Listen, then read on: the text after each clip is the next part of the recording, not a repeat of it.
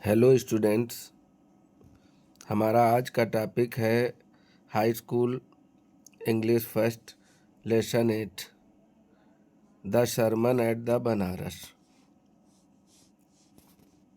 सरमन होता है उपदेश, एट द बनारस, जो कि गौतम बुद्ध जी का है। बनारस में जो उपदेश उन्होंने दिया था उसके विषय में बताया गया है इस चैप्टर में।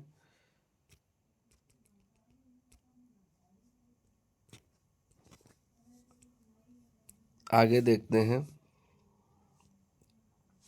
अबाउट द ऑथर, राइटर के विषय में।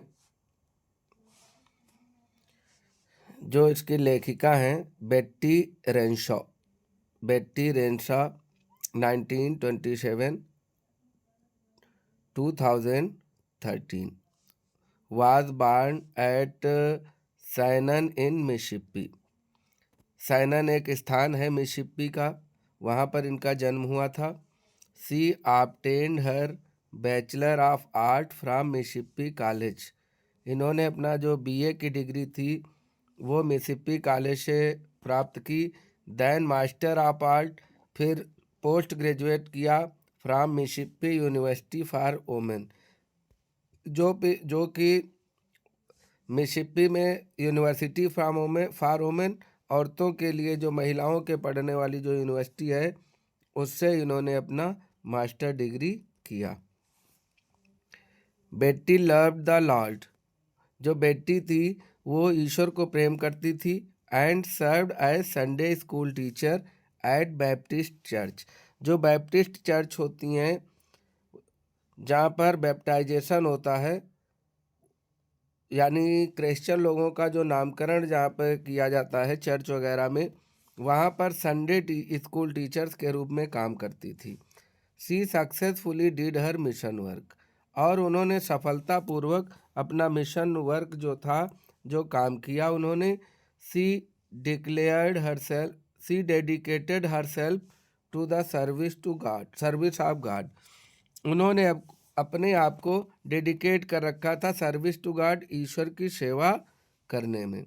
हर मोटो वाज, उनका ये मोटो था, गॉड लव्स यू, ईश्वर तुम्हें प्रेम करता है। सो डू आई, इसलिए मैं भी ईश्वर से प्रेम करती हूँ। सी वाज बॉर्न ऑन 3 सितंबर 1927। उनका जन्म 3 सितंबर 1927 में हुआ। एंड डेड ऑन 3 सितंबर 2013। और जो उनकी मृत्यु हुई वो भी 3 सितंबर को ही हुई। मतलब 3 सितंबर को जन्म हुआ और 3 सितंबर को ही उनकी मृत्यु हुई। दस she was granted her last birthday wish, मतलब अपने अंतिम बर्थडे वाले दिन ही उनकी मृत्यु हुई। आगे देखते हैं। चैप्टर में कौन कौन है।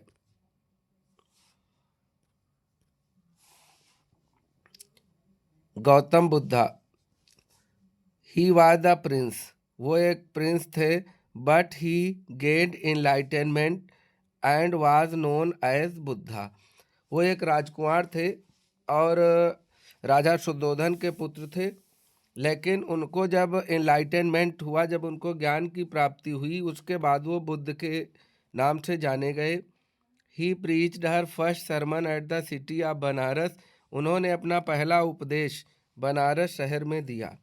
सेकेंड कैरेक्टर है चैप्टर का Kisa Gotami. Her only son dead, उनका एक ही पुत्र था और वो मर गया था। सी आस्क्ड बुद्धा टू रिवाइव हर सन। उन्होंने भगवान बुद्ध से कहा कि वो उसके सन को, उसके पुत्र को पुनः जीवित कर दें। Then she learn that all fall into the hands of death. तब उनको यह रियलाइज हुआ कि सभी जो हैं वो सभी की मृत्यु निश्चित है, सभी को मरना है।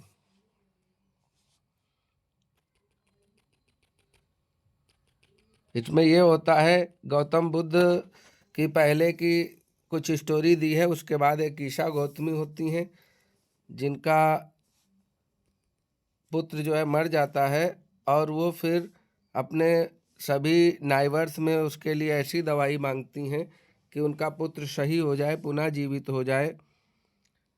एक व्यक्ति उनको बताता है कि वो शाक्य मुनि बुद्धा के पास जाएं और वो उनके पुत्र को जीवित कर देंगे या वो मेडिसिन दे देंगे जिससे उनके पुत्र के प्राण बच जाएंगे या पुनः जीवित हो जाएगा।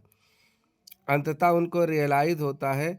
गौतम बुद्ध उन्हें बताते हैं कि एक मुट्ठी सरसों के दाने लेकर के आओ और उस घर से लाना जहाँ पर किसी की मृत्यु ना हुई हो।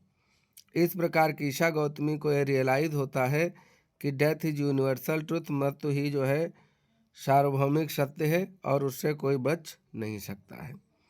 आगे अब टेस्ट देखते हैं चैप्टर में क्या दिया है।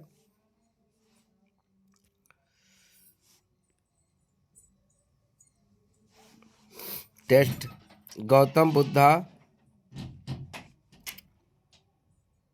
563 BC में इनका जन्म हुआ और 483 BC में इनकी मृत्यु हुई। Began life as a prince name Siddhartha Gautam. इन्होंने अपना जीवन एक राजकुमार के रूप में शुरू किया।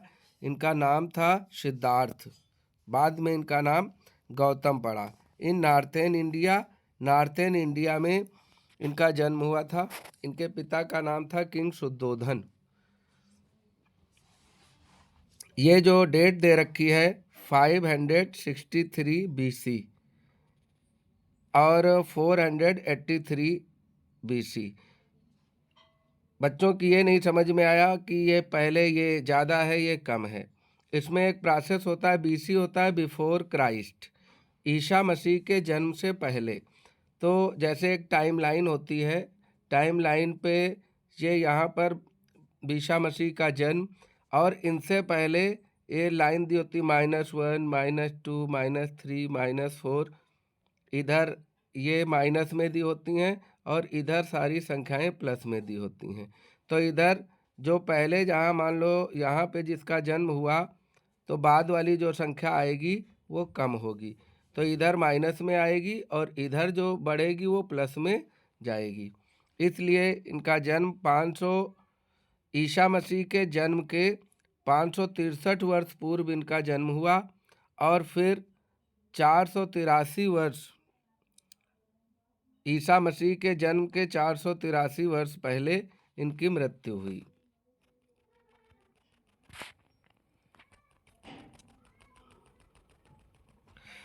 आगे देखते हैं। एट 12 जब ये 12 वर्ष के हुए, he was sent away for schooling, उनको स्कूलिंग अर्थात शिक्षा के लिए उन्हें स्कूल भेजा गया। In the Hindu sacred scriptures and 4 years later he return home to marry a princess. जब ये 12 वर्ष के हुए तो इनको स्कूल भेजा गया। वहाँ पर इन्होंने सेक्रेट स्क्रिप्चर्स पवित्र हिंदू धर्म ग्रंथों की पढ़ाई की, जैसे वेदास हैं, पुराण्स हैं, हिंदू धर्म ग्रंथों की स्क्रिप्चर्स होता है धार्मिक ग्रंथ, उनकी पढ़ाई की। एंड 4 years लेटर और 4 वर्ष बाद ही रिटर्न होम, और 4 वर्ष बाद ये वापस घर आते हैं। टू मैरी ए प्रिंसेस, फिर इनकी शादी एक राजकुमारी के साथ कर दी जाती है।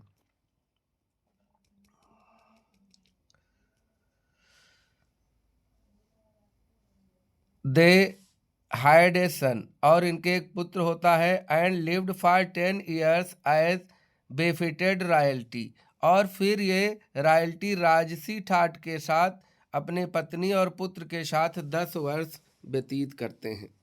About the age of 25, about the age of 25, लगभग 25 वर्ष की एज में the prince heretofore shielded from the sufferings of the world.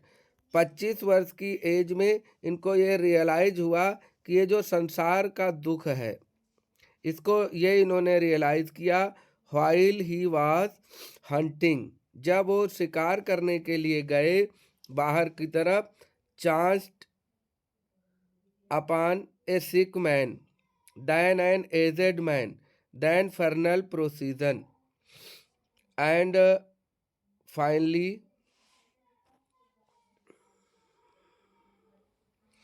A monk begging the alms। जब ये बाहर हंटिंग के लिए जा रहे थे तो इन्होंने एक दृश्य देखा। तो पहला दृश्य देखा, ए सिक मैन, एक बीमार आदमी, एंड एन एजेड मैन, और एक बूढ़ा व्यक्ति देखा। देन ए फर्नल प्रोसीजन, फिर एक अंतिम यात्रा ले जाते हुए, शव को लिए जाते हुए देखा।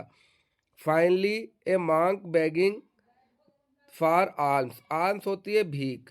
अंततः एक भिखारी को, मांग होता है संत, भिखारी को भीख मांगते हुए देखा। These sites so moved him, और इस दृश्य ने इनको बहुत मूव्ड कर दिया, परिवर्तित कर दिया। एंड ही, और वो, at once went out into the world to seek enlightenment concerning of the sorrow he had witnessed. और जब उन्होंने ये 4 चीजें देखी, एक वृद्ध व्यक्ति, बीमार व्यक्ति को देखा, एक एजेड व्यक्ति को देखा, और उसके बाद फर्नल प्रोसीजन को देखा, अंत में एक भिखारी को भीख मांगते हुए देखा। इस दृश्य ने इनको इतना चेंज कर दिया, इतना हृदय परिवर्तन कर दिया कि इन्होंने उस दुख के कारण को खोजने के लिए, इनलाइटनमेंट के लिए, ज्ञान की खोज के लिए, ये इन्होंने घर छोड़ दिया, अपना जो राजसी महल था वो छोड़ दिया। Concerning the sorrows he had witnessed, वो दुख जिसके ये विटनेस हो चुके थे, अर्थात जो उन लोगों को देखा, जैसे इन्होंने बीमार व्यक्ति के दुख को रियलाइज किया, एक बूढ़ा व्यक्ति उसके दुख को देखा, फिर देखा कि एक डेड बॉडी, जहाँ सब डेड बॉडी को लिए जा रहे थे, तो इससे इनका हृदय परिवर्तन हुआ और इन्होंने अपना सारा घर द्वार, राजसी ठाट छोड़ करके, ये राज्य छोड़ करके चले गए। ही वांडर्ड फॉर 7 years, फिर 7 वर्ष तक ये ज्ञान की खोज में भटकते रहे। And finally set down under A people tree, और अंततः एक पीपल के पेड़ के नीचे बैठ गए। होयर ही वोड, वहाँ पर इन्होंने कसम खाई, टू स्टे अंटिल अनलाइटनमेंट कम, कि तब तक वो वहीं बैठे रहेंगे जब तक ज्ञान की प्राप्ति नहीं हो जाती। हाँ, देखते हैं। होयर ही वुड, वहाँ पर इन्होंने सौगंध खाई, टू स्टे अंटिल एनलाइटनमेंट कम, जब तक इनको ज्ञान की प्राप्ति नहीं हो जाती है तब तक ये वहीं बैठे रहेंगे। एनलाइटनेड आफ्टर 7 days, 7 दिनों बाद इनको ज्ञान की प्राप्ति हुई। He renamed the tree of Bodhi tree, the tree of wisdom, फिर इन्होंने उस पेड़ का नाम दिया बोधि ट्री, जिस पेड़ के नीचे इनको ज्ञान प्राप्त हुआ था उस पेड़ का नाम रखा बोधि ट्री, मतलब द ट्री ऑफ विजडम, बुद्धिमत्ता प्राप्त कराने वाला पेड़। And began to teach and share his new understanding, और फिर इसके बाद इन्होंने टीच करना शुरू किया, अपने उपदेश देने शुरू किए, और वो जो इनकी अंडरस्टैंडिंग, जो इनको ज्ञान मिला था, उसे इन्होंने शेयर करना प्रारंभ किया। At that point he became known as Buddha, और तभी से फिर इनको बुद्धा के नाम से जाना जाने लगा। ए अवोकनेड, द अवोकनेड आर इनलाइटनेड, मतलब एट दैट पॉइंट, उस समय से he became known as Buddha, इनको बुद्धा के नाम से जाना गया। और बुद्धा का मतलब एन अवोकनेड आर इनलाइटनेड, मतलब ज्ञान प्राप्त किया हुआ व्यक्ति। The Buddha preached his first sermon at the city of Banaras, Buddha ने अपना पहला सरमन, उपदेश जो है वो बनारस शहर में दिया। मोस्ट हाली of the dipping place on river Ganga, most हाली मतलब सबसे ज़्यादा पवित्र स्नान करने वाला, डिपिंग होता है डुबकी लगाने वाला, प्लेस जो था वो रिवर गंगा का, गंगा नदी का सबसे पवित्र तट। That sermon has been preserved and is given here, जो उपदेश इन्होंने पवित्र गंगा के तट पर बनारस में दिया उसे प्रिजर्व्ड किया गया, सुरक्षित किया गया, और यहाँ पर उसका कुछ भाग दिया गया है। It reflects the Buddha's wisdom, इसमें बुद्ध के ज्ञान को दर्शाया गया है। About one inscrutable, inscrutable kinds of suffering, मतलब उस ज्ञान के विषय में इन जो समझा ना जा सके, दुख का कारण, इनस्क्रूटेबल होता है जिसे समझा ना जा सके, ऐसे दुख का कारण, और उसके विषय में उन्होंने वो उपदेश दिया।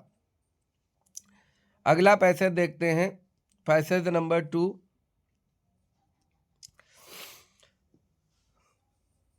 कीशा Gotami had only son, Kisa Gotami के केवल एक पुत्र था, एंड ही डेड, और वो मर गया था। In her grief she carried the dead child to all her neighbours asking them for medicine.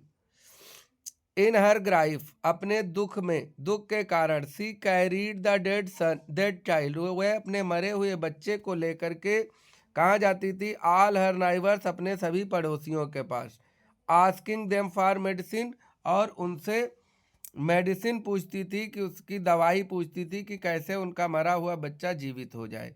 And the people said, और लोग कहते, सी हैज़ लॉस्ट हर सेंस, कि वो अपना सेंस जो है खो चुकी है, वो पागल हो चुकी है। द बॉय इज डेड, बच्चा मरा हुआ है, वो कैसे किसी दवाई से ठीक हो सकता है। एट लेंथ मतलब एट लास्ट, अंत में, Kisa Gotami met a man who replied to her request, Kisa Gotami एक ऐसे व्यक्ति से मिलती हैं जो उसका रिक्वेस्ट का उत्तर देता है, रिप्लाई करता है, कह रहा है कि I can not give the medicine for thy child, कि मैं तुम्हारे बच्चे के लिए तुम्हें कोई दवा नहीं दे सकता। यहाँ पर ये जो वर्ड दिया है दी एंड दाई, ये एंशियंट इंग्लिश के वर्ड हैं जो मॉडर्न इंग्लिश में कम यूज होते हैं। जो आधुनिक इंग्लिश जो अपनी है आज के समय की, उनमें ऐसे वर्ड कम देखने को मिलते हैं। अब दी की जगह यू आ गया है। यू का दी मतलब तुम, एंड दाई मतलब तुम्हारा, योर। वो व्यक्ति इनसे कहता है कि मैं तुम्हें तुम्हारे बच्चे के लिए कोई मेडिसिन नहीं दे सकता, but I know a physician who can, लेकिन मैं एक ऐसे व्यक्ति को जानता हूँ जो तुम्हारे बच्चे के लिए दवाई दे सकता है। एंड द गर्ल सेड, और ये गर्ल वर्ड जो है कीशा गौतमी के लिए आया है। उसने कहा, pray tell me sir who is it, कहा श्रीमान जी मुझे कृपा करके बताएं कि वो कौन है। एंड द मैन रिप्लाइड, और आदमी ने उत्तर दिया, गो टू शाक्य मुनि बुद्धा, उन्होंने कहा कि शाक्य मुनि बुद्धा के पास चली जाओ, वो तुम्हारे बच्चे के इलाज कर देंगे या कोई उसे मेडिसिन दे देंगे। आगे देखते हैं।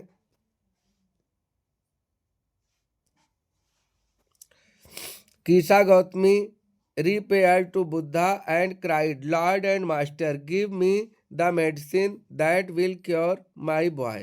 कीशा गौतमी जो हैं वो जाती हैं, repaired to Buddha and cried, वो बुद्धा के पास जाकर के रोती हैं, कहती हैं, हे भगवान कुछ ऐसी दवाई दे दो जिससे मेरा बच्चा ठीक हो जाए।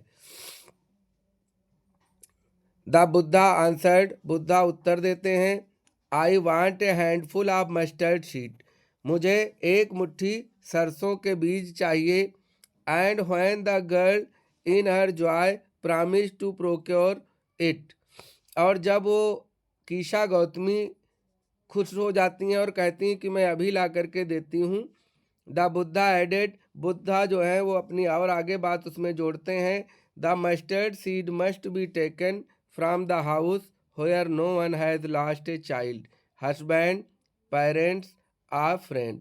फिर गौतम बुद्ध कहते हैं कि सरसों उस घर से लानी चाहिए जहाँ पर किसी ने अपने बच्चे को, अपने पति को, अपने माता पिता को या अपने रिलेटिव्स को खोया ना हो, अर्थात वो सरसों उस घर की होनी चाहिए जहाँ पर किसी की मृत्यु ना हुई हो। Poor Kisa Gotami now went from house to house, अब बेचारी कीशा गौतमी एक घर से दूसरे घर जाती हैं। And the people pitied her and said, here is mustard seed, take it. But when she asked, did a son or daughter, a father or mother die in your family? They answered her, alas, the living are few, but the dead are many. अब कीसा गौतमी एक घर से दूसरे घर जाती हैं और सभी जगह जाकर के सरसों के बीज मांग रही हैं। और जब वो कहती हैं कि क्या कभी तुम्हारे घर में कोई व्यक्ति, कोई पुत्र, पुत्री, पिता, माता या कोई रिलेटिव ऐसा तो नहीं है जो तुम्हारे घर में मरा हो? दे आंसर्ड, लोग उन्हें उत्तर देते, एलास, दुख के साथ, द लिविंग आर फ्यू, जीवित रहने वाले तो कम हैं, बट डेड आर मैनी, लेकिन मृत व्यक्ति जो हैं वो बहुत सारे हैं।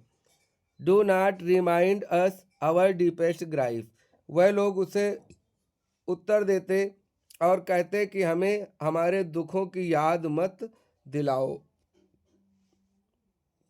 Don't remind us of our deepest sorrow, कहा वो हम ग्राइफ, हमारे उन दुखों की हमें याद मत दिलाओ। And there was no house but some beloved one had dead in it, मतलब कोई घर ऐसा नहीं मिला जहाँ पर किसी ने अपने प्रिय को खोया न हो, किसी के प्रिय की मृत्यु न हुई हो। आगे देखते हैं। Kisa Gotami became weary and hopeless, अब कीशा गौतमी चलते चलते थक गई थी और निराश हो गई थी। And set down at the way side watching the light of the city, फिर जब वो सरसों के दाने मांगते हुए थक गई, कोई घर ऐसा नहीं मिला जहाँ पर कोई व्यक्ति मरा ना हो, तो वो जाकर के एक रोड साइड पर निराश होकर के थक करके बैठ जाती हैं और शहर की लाइट्स को देखती हैं। As they flickered up and were extinguished again, वह फ्लिकरिंग कर रही थी, जल रही थी, बुझ रही थी, घट बढ़ रही थी। At last the darkness of night rained everywhere, उसके बाद रात का अंधेरा सभी जगह छा जाता है। And she considered the fate of man, फिर सी कीशा गौतमी को फैट ऑफ मैन, आदमी के भाग्य का एहसास होता है कि शायद इसी तरह व्यक्ति का जीवन है, जो कभी फ्लिकर करता है, जलता है और कभी बुझ जाता है। क्योंकि उसको ये रियलाइज हो चुका था, कोई घर ऐसा नहीं था जहाँ पर कोई न कोई मरा न हो। That their life flicker up, वो ये सोचती है कि उसका जीवन भी इसी तरह फ्लिकर करता है, एंड आर एक्सटिंग्विश्ड अगेन, और फिर बुझ जाता है। अर्थात जन्म होता है, व्यक्ति जीवन जीता है और उसके बाद वो मर जाता है। And she thought to herself, और उसने स्वयं में सोचा, how selfish I am in my grief, अब उसे रियलाइज हुआ कि मैं अपने दुख में कितना स्वार्थी हो गई थी। Death is common to all, अब उसको यह रियलाइज हो गया कि मृत्यु सबके लिए कॉमन है, अर्थात मृत्यु सबकी आनी है। At in this valley of desolation there is a path that lead to the immorality who has surrendered our selfishness, अब यहाँ कीसा गौतमी को रियलाइज होता है कि वैली ऑफ डिसोलेशन, इस दुख की घाटी में, अर्थात इस दुख भरे जीवन में केवल एक ही मार्ग है इमॉर्टल होने का, अमर होने का।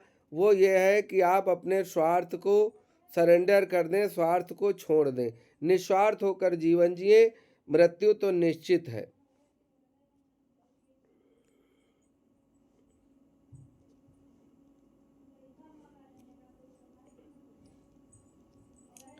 थर्ड एंड लास्ट पैसेज देखते हैं। बुद्धा सेड, अब यहाँ से गौतम बुद्ध का जो उपदेश है वो शुरू होता है, और ये उपदेश गौतम बुद्ध जो है कीशा गौतमी को दे रहे हैं। बुद्धा सेड, बुद्धा ने कहा, the life is mortals in the world is troubled, brief and combined with pain, Gautam Buddha ने बताया कि जो मार्टल्स हैं, जो लिविंग बींग्स हैं, जो नश्वर व्यक्ति हैं, इमॉर्टल होता है अमर, और मार्टल होते हैं नश्वर व्यक्ति, उनका जीवन जो है परेशानियों से भरा हुआ है, कंबाइंड विद पेन, दुख और दर्द से भरा हुआ, ब्रीफ संक्षिप्त जीवन है, कम समय का। For there is no any mean by which those that have been born can avoid dying। यहाँ बता रहे हैं गौतम बुद्ध कि वो कोई भी व्यक्ति, ऐसा कोई मार्ग नहीं है कि जो व्यक्ति जिसने जन्म पाया है वो मृत्यु को अवॉइड कर सकता है, अनदेखा कर सकता है। After reaching the old age there is death. जब व्यक्ति बुढ़ापे की एज में पहुंचता है उसके बाद मृत्यु निश्चित है। Of such A nature of living beings, और सभी लिविंग बींग्स का यही प्रकृति है, यही उसका नेचर है। As the ripe fruits are early in danger of falling.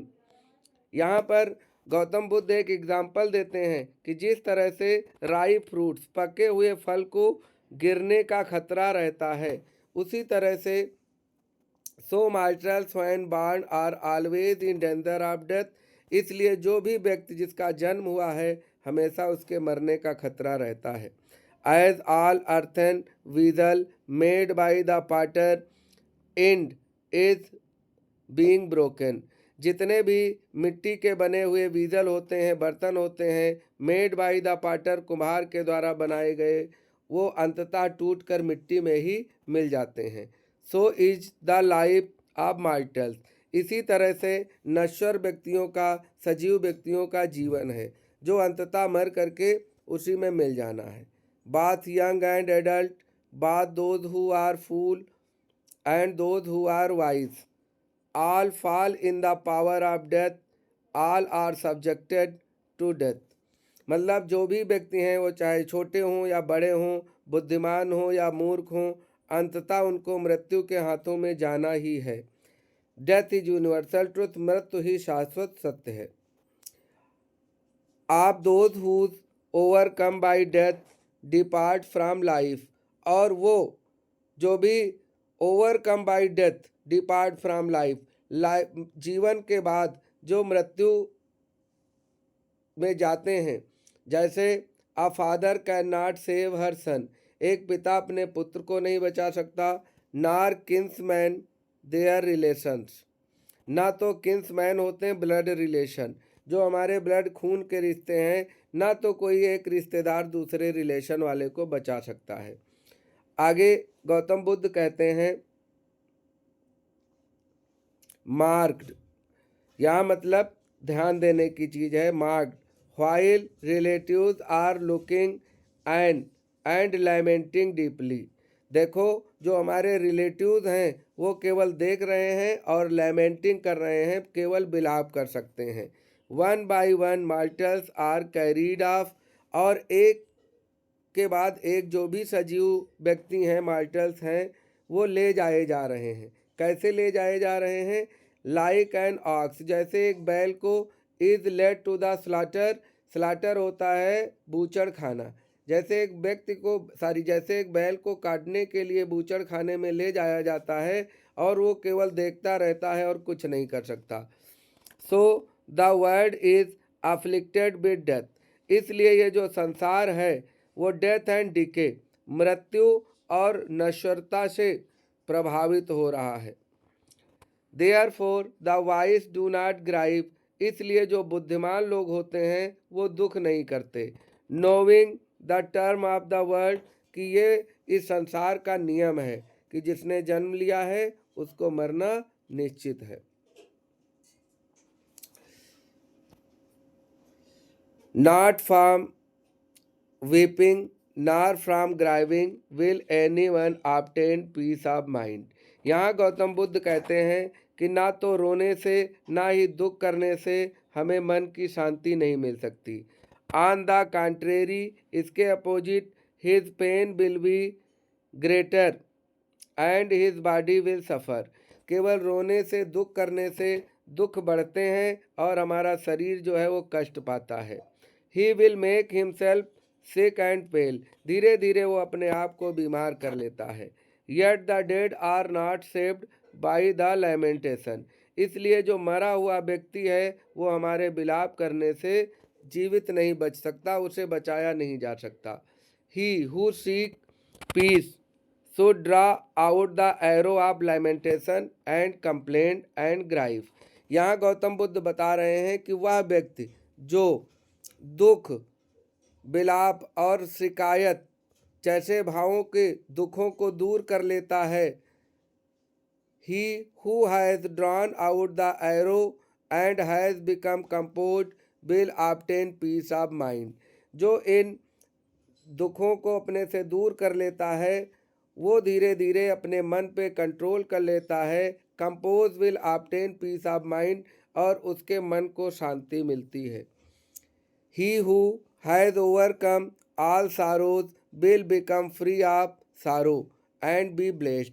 और वो व्यक्ति जो इन सभी दुखों से ऊपर होता है, रियलाइज कर लेता है सत्यता को, वही व्यक्ति दुख से फ्री हो पाता है, प्रसन्न हो पाता है। एंड बी ब्लेस्ड, और वही खुश होता है। ये चैप्टर जो है इसके सोर्स हैं जो बेट्टी रेनसॉस की लिखी हुई हैं, values and vices A college reader. ये इस बुक से ये पूरा चैप्टर लिया गया है।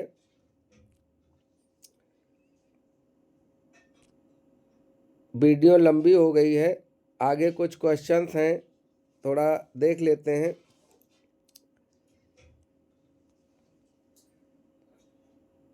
Eight about the age begging and alms. पहला क्वेश्चन है, prince was shielded from the suffering of the world of the age of 25। इसमें टिक पहले से कर लिए गए हैं, आप लोग देख सकते हैं। ये क्वेश्चन बोर्ड पेपर के लिए इम्पॉर्टेंट हैं। Prince saw a sick man, an aged man, a funeral procession, all of these. तो इसमें ऑल ऑफ दीज सही होगा। At length Kisa Gotami are friends. इसमें क्वेश्चन है, Kisa Gotami had lost her sense due to grief. C वाला सही है। नेक्स्ट में, the mustard seed must be taken from where no one has lost child, parents, friend, all of these इसमें सही होगा। आगे क्वेश्चन देखते हैं। Mark while the word, who said these lines. ये लाइन्स गौतम बुद्ध ने कही हैं। These lines were spoken to.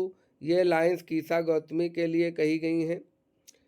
अगला क्वेश्चन है, how can one get peace. व्यक्ति को शांति कैसे मिल सकती है। By not complaining and grief. दुख और उसके लिए कंप्लेंट नहीं करने से मन को शांति मिल सकती है। The word lamentation means expression of sorrow. आगे और कुछ क्वेश्चन है। Gautam Buddha began life as a prince. Gautam Buddha ने अपना जीवन एक प्रिंस के रूप में शुरू किया। Buddha preached her first sermon at Banaras. Buddha asked Kisa Gotami to bring a handful of mustard seed. Gautam Buddha was born in north east India. Fifth में, the Ganga river flow from city Banaras. Those who do not grieve are wise. For how long the Gautam meditated under peepal tree 7 days। The prince Siddhartha live 10 years benefited royalty। What does understand phrase means? Someone who live as king। What does the word enlightenment? इसका मतलब होता है ये state of high spiritual knowledge. 10th question है, why did Kisa Gotami went to bring her child back to life. She believed in rebirth. उनको rebirth में विश्वास था। और लास्ट के 3 क्वेश्चन हैं, देख लेते हैं। Why the prince Siddharth shielded from suffering of the world to prevent him from becoming a great spiritual leader. Next है, what is shown in sermon at the Banaras Buddha's wisdom. इसमें बुद्ध की बुद्धिमत्ता को दिखाया गया है। The lesson talks of Buddha's life as a prince to show that he lived a happy and contented life. ये हमारे ऑब्जेक्टिव क्वेश्चंस हैं। उम्मीद है ये चैप्टर आप लोगों को समझ में आया होगा। इसी तरह से और आगे के चैप्टर पढ़ने के लिए, इम्पॉर्टेंट क्वेश्चन जानने के लिए आप हमारे चैनल को सब्सक्राइब करें। जो वीडियोज़ हैं हमारे देखें, लाइक करें, कमेंट करें।